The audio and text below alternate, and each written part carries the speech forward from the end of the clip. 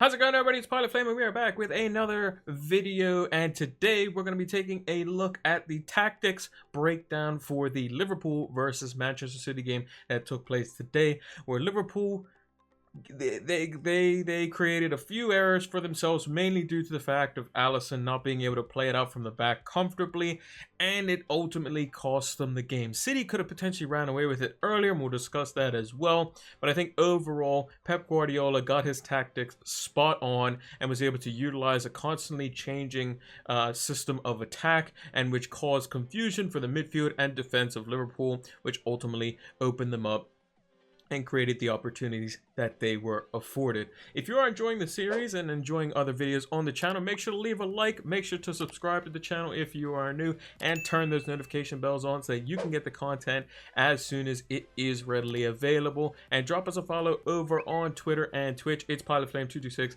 on those platforms. You can keep up to date with all the stuff that we post out over on Twitter, whether it be videos or live streams and all that sort of stuff. And we will be doing another live stream. The next one is over on Twitch as per normal, 7 p.m. EST for the double game week 24 preview show.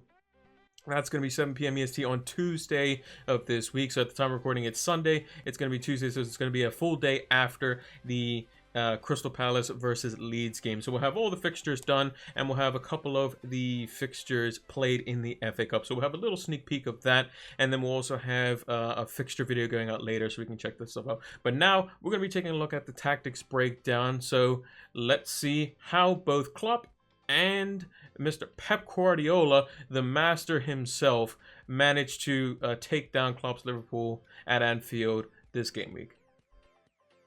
So this is how both teams lined up as it was kind of on paper, as it were. So we'll start with Liverpool's team. Pretty straightforward, 4-3-3, pretty simple system that they usually play. Firmino dropping off in more of this false nine-ish kind of role, with Sadio Mane and Salah kind of tucking in as more of wide forwards, with Wijnaldum and Curtis Jones able to kind of get licensed to get forward, with Thiago dictating play from deep, and Robertson and Trent allowing to overlap to create this kind of front five as we would normally see. Pretty standard stuff from Liverpool, nothing too crazy there. On Man City side, however, is where kind of things were thrown a bit for a loop. So Pep's been using this system, which on paper looks like a 4-3-3 with a false nine. Today it happened to be Phil Foden off the start, and he changed things up once Jesus came on.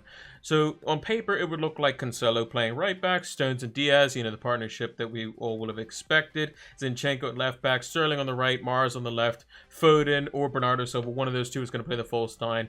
Gundogan playing as like the box-to-box type of midfielder, and Rodri in this midfield three. However, we've been seeing Pep transitioning, and that all comes down to how he utilizes Cancelo. Now, since he had Zinchenko today, what he basically ends up doing is he creates this kind of dynamic in the center of the pitch when they're attacking, where you basically have one of these midfielders, either Bernardo Silva or Gundogan, and it usually was Bernardo Silva for the most part, and Gundogan end up just making late runs.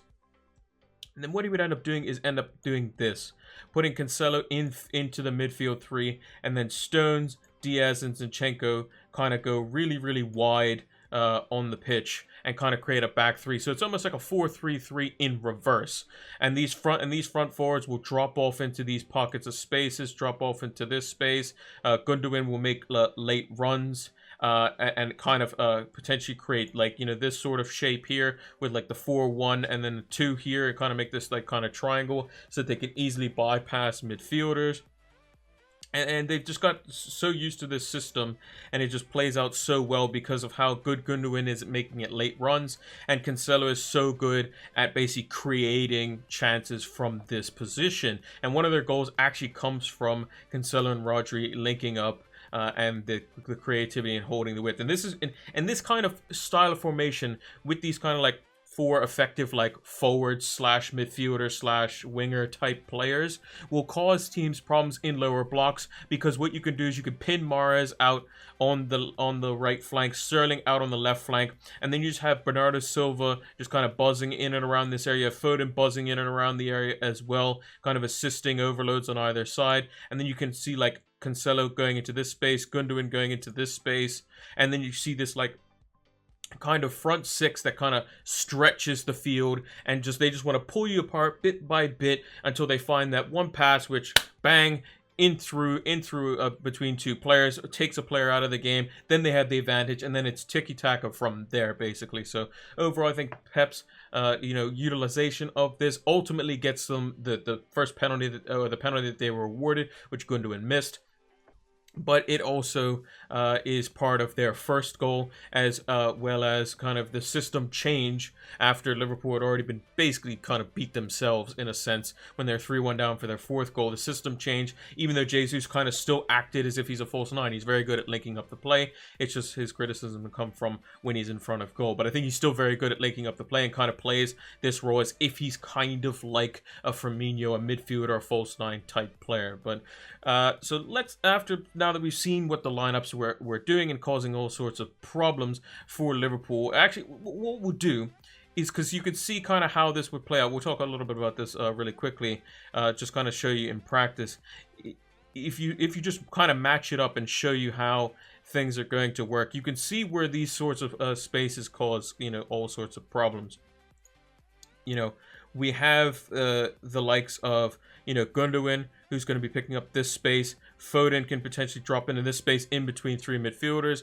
Same with Bernardo Silva and Cancelo. Mahrez is basically going to isolate out here. Sterling's going to isolate out here. That's exactly what they want. So you need Curtis Jones to be really disciplined in here. Wijnaldum needs to be disciplined in here.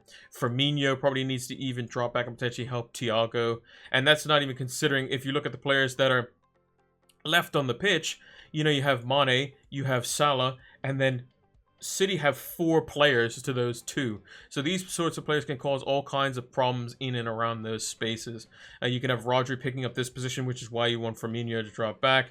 And then you just have more width here. You have the likes of Stones and Diaz and Zinchenko picking up these sorts of positions to allow them to basically circulate the ball very quickly. Like Sterling can go back to Diaz because Firmino is going to be in on Rodrigo, and then Diaz can spray it out wide, just really quickly get across the field.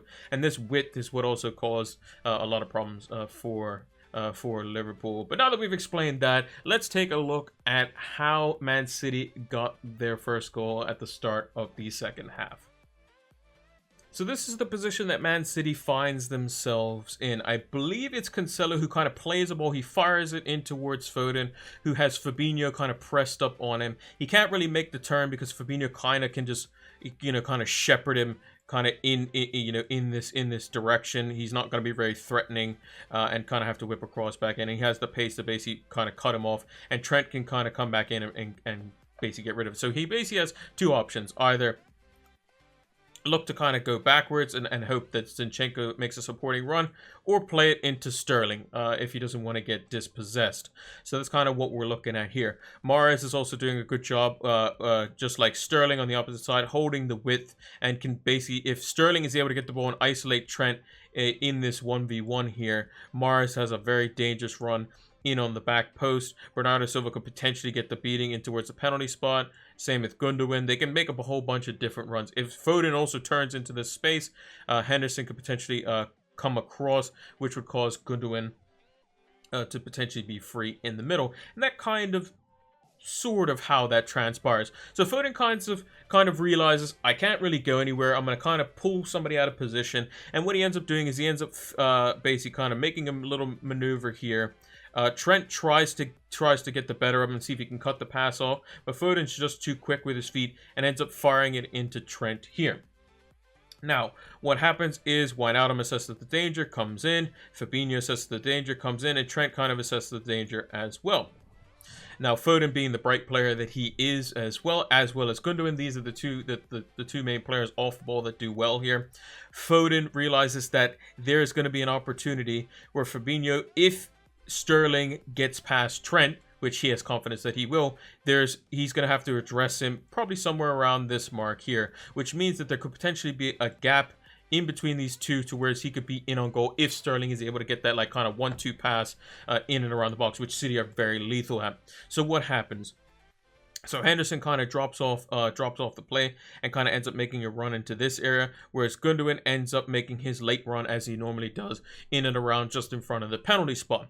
So what happens? Trent tries to address Sterling, and he kind of is out of position slightly, so that he is basically, what you want to do in this situation is you want to send Sterling to the line and force him to either cut it back or recycle the ball, because you can easily potentially deal with cutbacks because you have your defenders all facing that way, and you don't really need to worry about who's behind you as long as you have the lanes cut off, which you can definitely, kind of just see based on, the zonal defense, as it were. Like, you can see like the basic in this area, the cutbacks should be pretty much secured, assuming Trent can send him towards the line.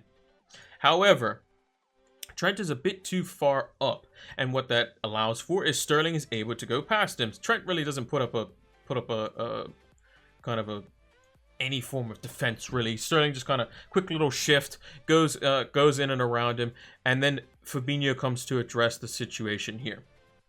Now, Alisson also maneuvers himself. Good positioning on his part to come across in the event that Sterling cuts on his right and shoots quickly. Foden is the key man here because he then makes the run in between Wijnaldum and Fabinho here. So he makes his advancement here, which is where the goal basically extends from itself. Once Foden makes this run, you can notice that Gundogan makes his run into here as well. So we'll look at that. Ball goes in, and then Henderson is basically it just has to basically address Foden. He doesn't get across in time. The ball's quickly fired in from Raheem Sterling into Foden. Foden basically takes like a half, like mildest of touches, and then fires it directly at or like tries to get it across goal at Alisson. Alisson then, obviously with the shot being so powerful, is kind of late-ish to react because it is more of a snapshot, and he kind of just palms it a little bit, and look who's there right in front of goal, palms it out right at the edge of the 6. Gundogan's in there. Robertson actually ends up being in about this position here, so he isn't able to basically isn't alert as much to the danger, whereas Gundogan gets in behind, and yeah, Gundogan makes that run in the box so well, and that's kind of how he's been scoring the goals that he has been doing, and he definitely made up for the fact that he missed a penalty. But he did make a joke, which was quite funny. He said that, oh, it was Super Bowl weekend, so if you get a field goal, it's 3 points. If you watch NFL, if you hit it between the uprights, then you get 3 points. So 3 points being a win in the Premier League, that was kind of the joke. I thought it was funny. But he ended up getting the goal here. And that kind of is one example of how good City are with this kind of system. The quick tiki-taka play between Sterling and Foden was excellent. Could Alisson have potentially put a little bit more on it? I think it's a bit harsh personally, because the ball is fired with immense pace. The shot is so snappy, it's on point, which causes Alisson a lot of trouble, and he can only really kind of push it out and hope that somebody's covering in a cross, because if you look here, 3 out of the back 4, as well as one of your midfielders, is going across to basically alert the danger in the box, trying to potentially block that shot. And you're looking at potentially like Thiago, I think, ends up in like this position. Curtis Jones ends up just outside the penalty spot. Could there have been more bodies potentially in the box? Maybe. But I think that Gundogan's run is very surprising. Goes in and behind Henderson in his blind spot. And Foden's shot, I think, with the quick pass from Sterling, is what separates most attacks from City's attacks. Just super quick, super instinctive. They do this stuff all the time for fun, and I think that was one of probably one of their best, like, kind of, and easiest goals to kind of draw up if you were to say, how do we beat Liverpool? And it was basically get Trent in a 1v1, have Foden ghost him behind after Sterling's gone past him, and then go from there, basically. So that was the first goal. The next 2 goals that City score are mistakes from Alisson, and the one that Salah scores after getting taken down by Diaz, they're really just mistakes. We kind of want to look at kind of the better, more tactical side of things. Diaz on a normal day doesn't have to reach his arm out and pull him down. Stones is coming across to cover it, and Alisson should just boot the ball away both times. So let's take a look at the fourth goal, Phil Foden's goal, for the final kind of nail in the coffin, as it were, for the one-sided victory that City deserved for their 4-1 win. So this is the setup for the fourth and final goal. Bit of a personnel change on the field. So James Milner has come in for Curtis Jones. Shaqiri has come in for Thiago. So Wijnaldum's kind of playing more of the deeper lying role, kind of sharing that responsibility with Milner. And Shaqiri's kind of playing like a number 10 / a more attacking side of midfielder, as well as Gabriel Jesus has come in for Riyad Mahrez. So what this means personnel-wise is that Phil Foden, the goal scorer, ends up shifting out to the right-hand side, which is, you know, he's very good on his left foot, much like Mahrez, and is ultimately in loads of space over here. So City basically are looking to cause a plan of attack with a quick switch. Having this width allows them, if they're able to switch the ball very quickly, get isolations in 1v1 and ultimately look at spaces like these ones here, where they can basically cause problems, where they can create all kinds of situations where if you pass it from here, you can create cutbacks, slides across the penalty spot, shots to the near post, all sorts of stuff like that. So, Cancelo has the ball. He is under pressure by James Milner and Roberto Firmino. Rodri assesses that, drops off a little bit, sees that nothing's really on, and that Cancelo can basically only go backwards, be hard to turn and pass it to Stones. He could pass it to Diaz, but he wanted to give him the option. So Rodri makes the move here. Cancelo then shifts the ball quickly towards Rodri. This prompts Shaqiri to kind of, you know, go forward. Once he starts to see Cancelo turn backwards, he's already moving his way up, and they're basically attempting to press Rodri and see if they can dispossess him so that they can get the break while City is high up and they get all in behind in this space. So Firmino goes in and presses. Shaqiri goes in and presses. And what happens is Rodri is able to get the ball from out under his feet and create a very good opportunity, because Jesus ends up picking this space that was left behind by Shaqiri, and Rodri's able to shift the ball quickly into Jesus with a very, very good and direct pass. What happens from there? Well, Shaqiri isn't able to cut the ball off. Firmino's now up the pitch. Now they have a situation where Jesus forces Wijnaldum, who also tried to cut the pass off, in this position. He's now in a situation where he can potentially look to exploit the areas in the center of the pitch here. The touch takes him this way. Fabinho is then right there ready to kind of ward him off. Trent kind of slowly moves over, so he could play it out wide to Sterling. He could pass it back to Gundogan, and Wijnaldum tries to come in around as well to try to stop him. Milner eventually makes his way across over as well, once Jesus has kind of done a little turnaround and has the ball back on his right foot. And then Jesus has a perfect pinpoint pass, which he sweeps across the pitch into Foden, who takes it in stride and picks it up out on the edge, on the like the corner-ish side of the 18. So that ball gets played across. And then it's a situation where Foden has the ball here. Robertson then moves into this position. Henderson ends up dropping back as normal. Jesus ends up making a run. So these are like the final runs. Jesus ends up making a run into this position here. And then you have kind of Bernardo Silva eventually makes his way in towards the box and all that sort of stuff. And the midfielders kind of slowly make their way into the box, like or back into the box. So they think 1v1 isolation. You know, Henderson's got the cover here if Foden decides to shift in or tries to take Robertson on in this isolation. But Foden's quick feet and just directness causes basically Liverpool to be caught off guard, because he just gets the ball and he just doesn't even think. It's just, I know I'm in a situation, I've done this before, this is what I've been instructed to do. The second I'm in this situation, push the advantage, push the pressure on them, and that's exactly what he does. So Robertson kind of gives him space, and ends up in this position here. Foden drives with the ball in this position here, just straight drives at him, just straight dribbling. Robertson keeps dropping back,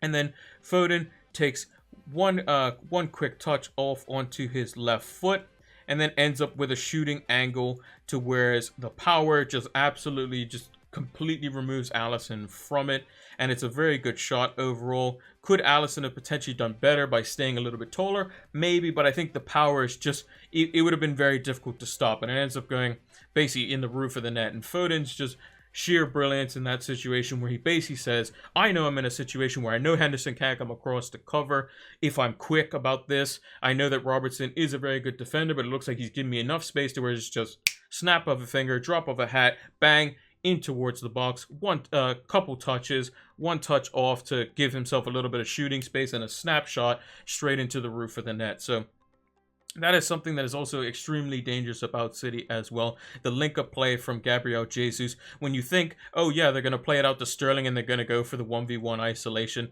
with Trent again. Not this time. They use that basically kind of as a bait, especially with Gundogan in that situation there as well. And that's what they can do. They can change these sorts of things because you can have Jesus kind of drop off and do this sort of link-up play. And that whole dynamic will change when Aguero comes back as well. They have such good technical players that you can't give them space and time, because if they get in a situation and they have that instinct to just be like, I've seen this situation in training before, this is what I've been drilled to do. Bang, switch hits, it gets turned on in the head, and off they go, and then it ends up in a scoring chance. So those are the two goals that I want to take a look at, because the rest were kind of mistakes, and I just think that it was just a classic example of how City can kind of just turn into that ruthless mode, especially on the fourth goal.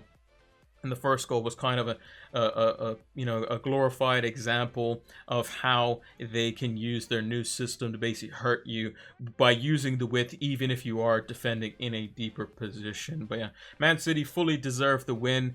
If they win their game in hand, they're now 8 points out in front of Manchester United, who currently sit second place, and I think they could potentially be running away with the league here. My man of the match, personally, is a toss-up here. I think it's a toss-up between Foden and Sterling. I think Foden in the false nine role was a bit kind of, he looked, good in moments, but still, like Pep said after the game, still needs to learn some bits and bobs here.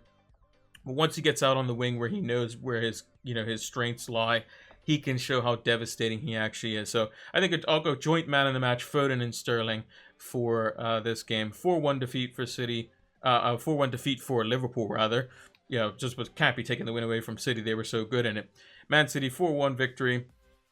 And yeah, I think they could potentially be running away with the league. Once Liverpool started to drop off, I kind of made the decision that I think that City are going to win the league. But yeah, fully deserved victory.